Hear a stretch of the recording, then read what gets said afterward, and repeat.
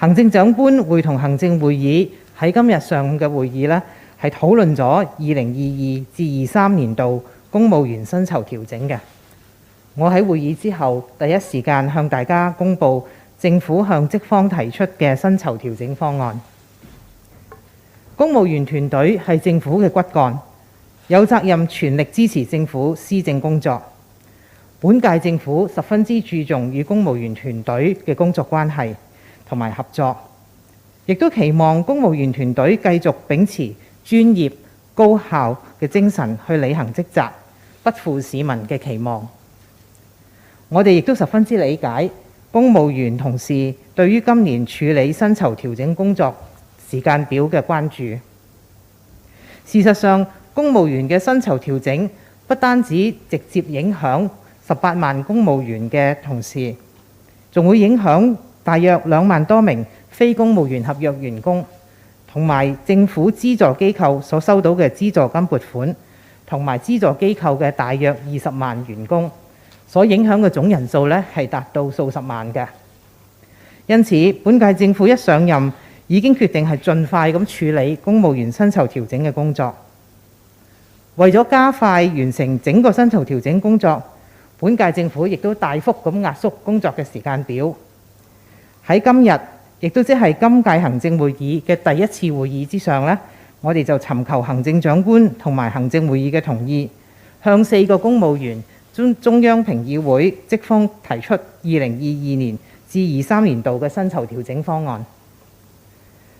經過充分考慮薪酬調整機制之下嘅6大因素，包括香港經濟狀況、生活費用嘅變動、政府嘅財政狀況、公務員士氣、薪酬調整、薪酬趨勢淨指標同埋職方對於薪酬調整嘅要求之後呢，行政長官會同行政會議同意提出嘅薪酬調整方案係為高、中、低層3層嘅薪金級別同埋首長級嘅公務員嘅薪酬劃一上調2.5%，生效日期係追溯至到2022年嘅4月1日。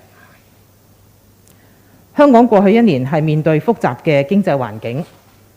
2021年香港嘅經濟復甦，但係今年第一季本港嘅經濟喺第5波嘅疫情之下嚴重受挫。近月雖然營商氣氛同埋就業嘅情況呢係略有改善，但係整體嘅經濟仍然存有不確定性。考慮過去1年嘅生活成本上升、經濟狀況嘅變動、政府嘅財政狀況，2022年薪酬調整薪酬趨勢調查中3個薪金級別嘅薪酬趨勢淨指標係正數呢一點，同埋各級公務員都係積極咁投入抗疫工作等等呢啲情況，行政長官會同行政會議平衡咗所有相關因素之後，提出咗劃一加薪2.5%嘅調整方案。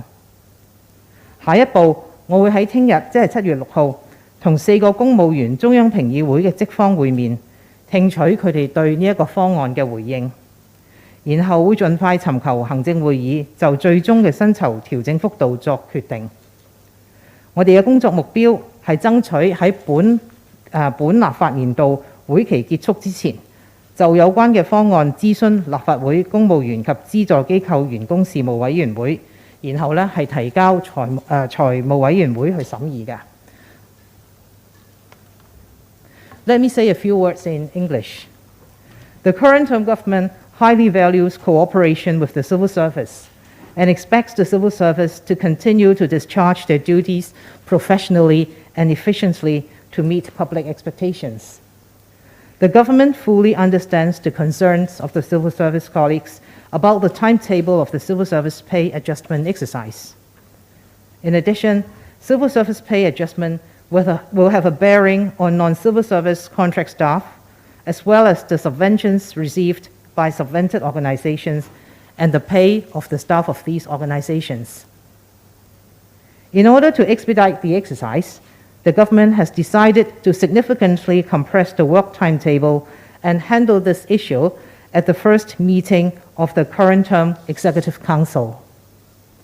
Having taken into consideration the 6 relevant factors under the established mechanism, namely the state of Hong Kong's economy, changes in the cost of living, the government's fiscal position, civil service morale,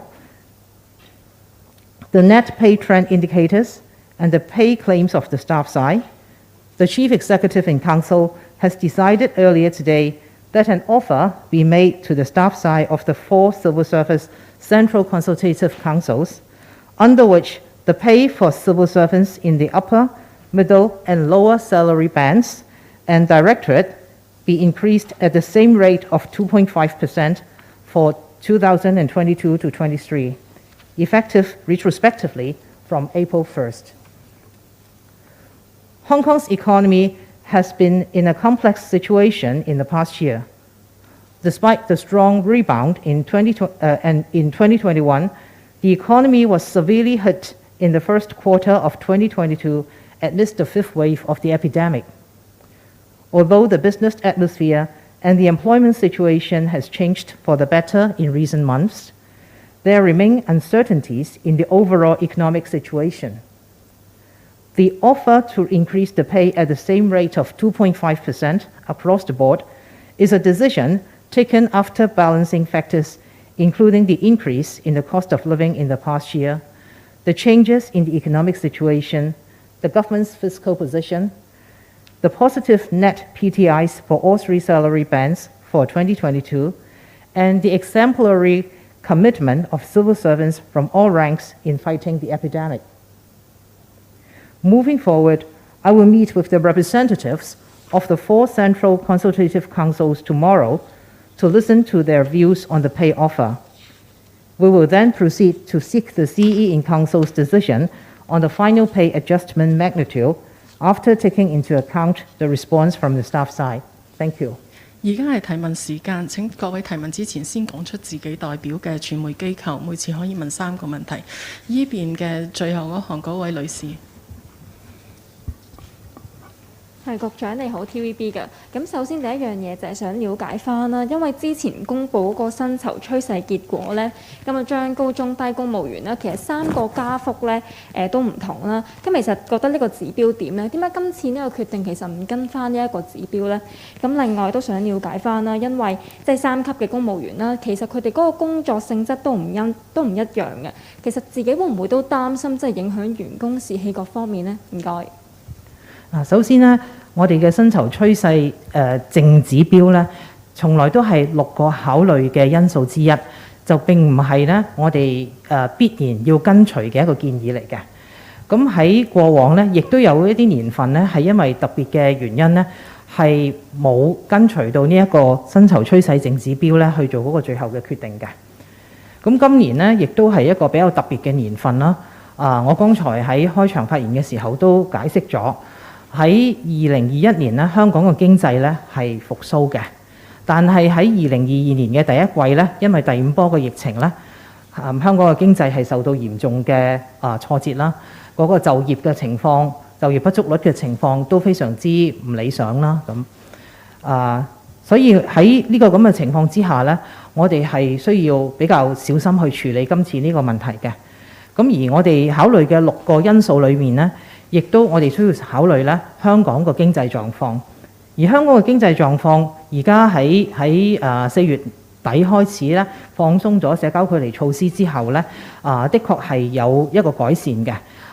我哋嘅失業率啦有輕微嘅跌幅啦，就業不足率亦都有跌幅啦，但係咧仍然咧整個就業市場需要復原咧都係需要一啲時間嘅。咁而外圍嘅經濟狀況咧，就更加有一啲不明朗嘅因素。環球嘅經濟狀況咧，都係受住幾樣嘢影響啦。一啲央行收緊咗貨幣嘅政策啦。外國好多國家個通脹嘅升幅係非常之高嘅。咁另外地緣政治令到國際關係都好緊張。咁等等呢一啲咧，對於整個環球嘅經濟狀況咧，係有一啲不明朗嘅因素喺度嘅。咁而香港作為一個非常之開放型嘅經濟，受到外面嘅影響咧係大嘅。咁所以我哋覺得今年我哋係要比較審慎咁處理呢個問題。咁大家可能亦都會記得，今年嘅財政預算呢，喺2022至23年度呢係一個赤字預算嚟嘅，個赤字係500幾億嘅。咁所以考慮咗呢一啲之後呢，我哋覺得平衡咗咁多個方案，得出呢一個3個唔同薪級唔同嘅層級嘅薪金層級嘅公務員嘅薪酬調整呢，我哋覺得而家呢一個呢係攞到一個比較好嘅平衡嘅。好，下一位嗰位男士間條衫嗰位。Hi, hello. A few questions from the South China Morning Post. The first question is to ask, how do you think that this current pay adjustment will be taken by the civil service? Will it affect their morale? And also, just to add on a little bit, will it also affect their trust in the mechanism to determine this pay rise as well? The next question is to ask about the mechanism itself. This period of salary adjustment has been subjected to a lot of controversy and a lot of debate. Will the department consider adjusting or perhaps revamping the adjustment mechanism? And if so, how will you go about it?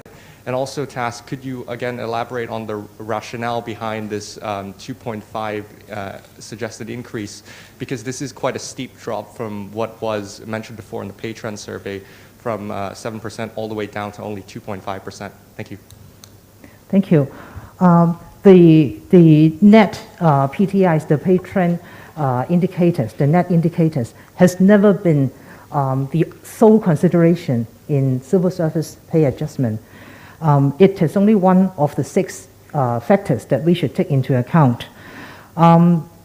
For your first question, whether staff morale will be affected, I hope civil service colleagues, and I do trust civil service colleagues, will understand the rationale behind. And as Hong Kong is progressing, and Hong Kong's economy is recovering, and Hong Kong is progressing on a recovery path, I'm sure our civil service colleagues, as both civil servants and as Hong Kong citizens, will strive their best to help the recovery, to do their best to help Hong Kong to get back to normalcy. So I don't think civil service morale will be affected. And in fact, civil service morale and civil servants' contributions in the 5th wave, in anti-epidemic work, as well as in other areas, have been greatly appreciated by the Cs in Council when making this decision. As for the mechanism, I think we have to differentiate between what is the mechanism and the pay trend survey methodology. As I said, the net indicators, which are the outcome of the pay trend survey, is only one of the factors to be considered in the civil service pay adjustment exercise. The entire mechanism requires us to consider 6 factors in total, balancing 6 factors, taking into account the current situation. So the methodology itself will be reviewed by the committee doing the pay trend survey every year before they start a fresh round of survey. So I'm sure the committee this year will look at the methodology again and see if there can be adjustments. But for the mechanism, or the adjustment mechanism itself, we believe the 6 factors have provided us a very good basis for consideration, and all the necessary factors that should be taken into account are present here in this basket of factors. So I think the mechanism itself has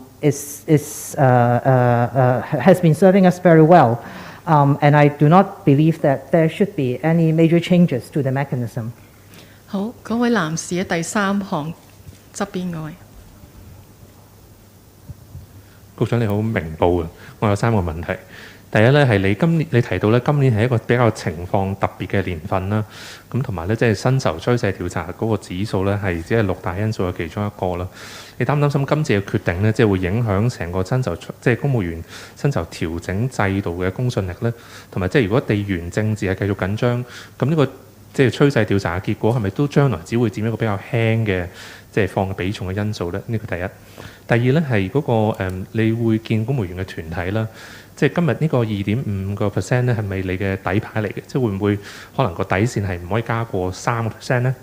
即係你會唔會可能尋求公務員團體支持諒解？譬如講下一個年度再補加翻，即係經濟好翻嘅時候補加翻咧？呢個第二。第三咧就係即係我理解喺嗰個薪酬趨勢嗰個調整咧，仲有嗰個薪酬水平嗰個調查，咁會唔會即係其實局方最後其實都有機會喺嗰個即係呢個即係比較多年再做嘅檢討嘅嗰個機制當中去追翻今次嘅嗰個落後咧？唔該。好啊，多謝你嘅問題。首先呢，就係我哋成個薪酬水平薪酬趨勢調查呢，佢本身係有佢自己嘅一個調查嘅方法啦。而我哋負責調查嘅委員會呢，委員會都有三方嘅成員嘅，有政府嘅代表，有職方嘅代表，亦都有獨立嘅人士，係由我哋同俾政府關於公務員薪酬意見嘅委員會裏邊咧嘅成員出任嘅。咁每一年咧，我哋開始嗰個趨勢調查之前呢，個委員會都會睇翻過往用嘅調查方法，咁係會有機會會有一啲微調啊等等。咁呢個呢，我相信委員會喺今年下半年開始呢個工作嘅時候呢，一樣係會做呢一個工作嘅。但係呢一個呢，唔等於我哋成個薪酬調整嘅機制本身有問題。成個薪酬調整嘅機制呢，裡面呢，薪酬趨勢調查出嚟嘅結果係其中一個因素，就唔係一定要跟隨嘅指標，亦都唔係呢係必然係個建議。咁所以整個機制本身呢，其實係佢具有公信力嘅。我哋都行咗呢個機制呢係幾十年㗎啦。咁而過往呢，亦都有年份呢係因為嗰個經濟嘅情況特殊啦，或者係因為個通脹情況係特殊啦，而係呢係嗰個最終出嚟嘅決定呢，係同嗰個薪酬趨勢調查嘅淨指標呢係有分別嘅。咁經過呢啲年份之後呢，喺一啲經濟好嘅年份呢，可能嗰個決定又會差唔多都唔定。咁喺其實係唔同嘅情況都出現過嘅。咁但係呢個機制呢，其實係經得起時間嘅考驗，經得起唔同嘅情況嘅考驗嘅。咁所以我覺得個機制嘅公信力呢係冇乜大問題嘅。至於我哋是否有底線呢？其實最終嘅決定呢係要行政長官會同行政會議去決定嘅。咁正如我喺開場發言咁講啦，我哋聽日會晤咗職方嘅代表之後，收到佢哋對呢一個調整方案嘅回應啦，我哋會再交翻俾行政長官會同行政會議去作最後決定。咁我諗我喺呢度呢，就唔係好適宜去猜度嗰個最後嘅結果啦。好，下一位。好啊，我答埋呢個問題啊。喺我哋嘅政策裏面呢，我哋每一年追蹤嗰個，或者每一年做嗰個薪酬嘅調整呢，就會係有呢一個我而家講緊呢一個薪酬調整嘅機制啦。咁我哋亦都有一個薪酬水平調查嘅，大概係每6年做一次嘅。咁亦都正係而家呢，我哋亦都展開咗呢個薪酬水平調查嘅首階段嘅工作。咁呢個首階段嘅工作，我哋預計呢係希望喺明年呢，就係明年年中啦，會係做好。咁到時我哋會睇一睇呢，到時係咪一個合適嘅時候呢，去開展第二階段嘅工作。咁做完咗之後呢，會對於政府主要係文職嘅職系啦，唔同嘅職系嗰個薪酬水平，同埋喺私營市場做一啲相類近嘅工作嘅薪酬水平，係唔係可以有個可比性喺度？係唔係大概有個一致性？咁到時如果有需要做任何調整嘅話呢，我哋亦都會呢嗰個結果呢係會交翻俾行政長官會同行政會議去決定嘅。好。第二行嗰位女士啊。Thank you. A few questions from RTHK. Just to follow up on a previous question, could you explain the rationale behind the standard pay adjustment for senior, middle, and also junior civil servants? Because back in 2019, the percentage was higher for junior and middle class senior civil servants.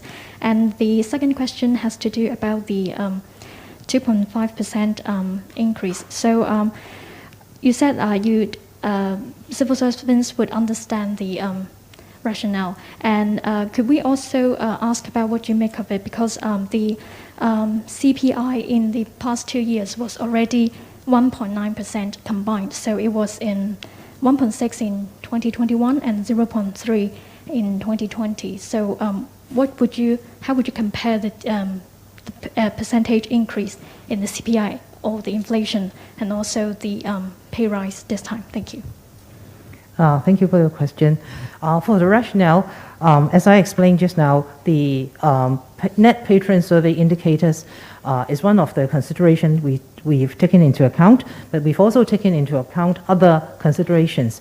And this is a special year. Our economy is just recovering from the fifth wave of the epidemic. There has been improvements in recent months, but whether the local economic situation will continue to improve depends very much on whether the epidemic will be under control. There are also uncertainties in the bigger global scene. There are geopolitics considerations, tense international relations.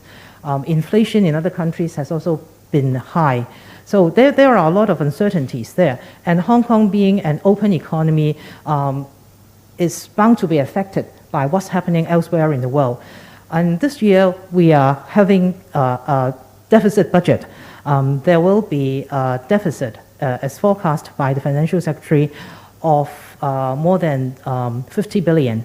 So we believe this year, when dealing with civil service pay adjustment, we should be more prudent. And the 2.5% increase across the board is a decision taken after balancing all the relevant factors. That is the rationale behind. As for the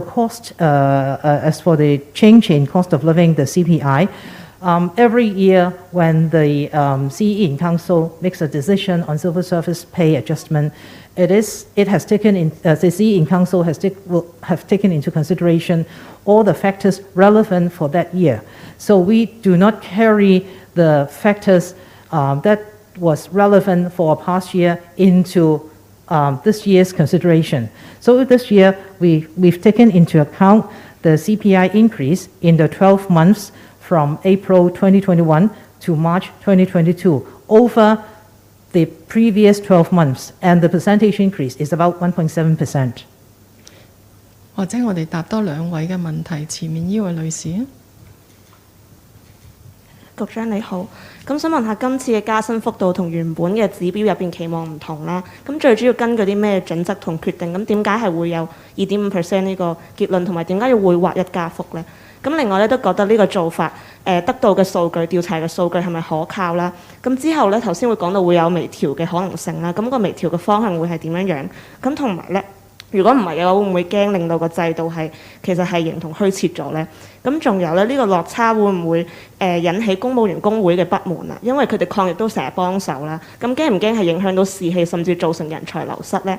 咁而最後咧，商會都有聲音話，其實加薪會令到其他嘅企業都有個壓力，咁其實可能要追隨政府嘅薪酬水平，咁加重企業嘅負擔。咁唔知局長點睇呢個漣漪效應咧？唔該。好啊，我想解釋翻嗰個薪酬趨勢調查嘅淨指標咧，我都需要真係再三強調咧，呢個係我哋6個要考慮嘅因素之一，呢個從來都唔係唯一考慮嘅因素，或者必須跟隨嘅一個因素。而事實上喺過去呢，係做咗29年嘅薪酬趨勢調查裏邊呢，有10年呢係同嗰個最後嘅決定呢，係同嗰個薪酬趨勢調查呢係有較大嘅差異嘅。咁所以呢個情況唔係喺以前冇發生過嘅。喺呢啲年份呢，通常我哋嘅社會嘅經濟係有啲特殊嘅情況啦，或者個通脹嘅情況係有特殊嘅情況啦，咁樣。咁所以其實公務員呢，亦都係曾經係經歷過呢一啲咁樣嘅情況。所以今年嘅呢個特別，即係香港個經濟個特別嘅情況呢，亦都唔係大家睇唔到嘅。咁我好相信公務員同事呢都會明白，都會理解嗰個情況。而且譬如政府嗰個呢個赤字嘅預算啦，亦都係喺財政預算嗰陣時咧係公布咗，咁公務員同事咧亦都係應該係理解嘅。至於喺個人才流失嗰方面，或者係公務員嘅士氣方面咧，我好深信咧，我哋嘅公務員團隊咧係會好有責任感咁樣咧，係繼續做好我哋嘅工作嘅。尤其是香港而家係喺我哋喺一個復原嘅路上啦，我哋都見到我哋嘅經濟慢慢復原啦。好，正如我剛才講，公務員無論係以佢哋自己公務員嘅身份，或者係以香港市民嘅身份，我都好相信係好希望我哋嘅經濟係盡快復原，香港整個社會會恢復翻嗰個活力。咁所以公務員嘅同事呢，我好相信佢哋都會係好盡心盡力咁去做好呢個工作，讓香港能夠盡快咁樣恢復翻佢嘅活力，恢復翻佢嘅繁盛嘅。